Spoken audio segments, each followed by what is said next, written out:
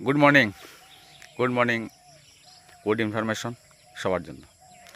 তো আজকাল 2 দিন 3 দিন মানে এই মাসের শেষ দিন রয়েছে যে 3 দিন, সেই 3 দিন খুবই ভালো দিন। সেই হিসাবে অনেক রকমের অনেক মতবাদ রয়েছে, ভালো দিন কখন আসে, ভালো দিন কার হয়। তো এই হিসাবে বলছি এলআইসির পলিসি করার জন্য এই 3 দিন খুবই ভালো দিন। তো যাদের ইচ্ছা রয়েছে তারা করে নিতে পারেন। এখন প্রশ্ন হচ্ছে আমি কেন বলছি এলআইসির কথা।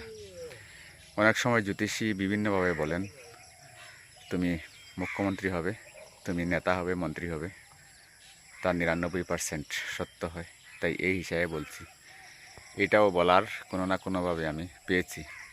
যাদের বিশ্বাস হয় তারা করতে পারেন। আমি এজেন্ট হলেও আমি বলছি না আমার কাছে আসেন, যদি আসেন বা অ্যাডভাইস হিসাবে জানতে চান কিছু, তবে জানতে পারবেন এবং কোথায় গিয়ে করতে হবে তাও আমি বলে দিব। তো আমার কাছে আসতে হবে না। তো অতএব দেখুন, এলআইসির পলিসি হলো একটা জীবনের ছাতা।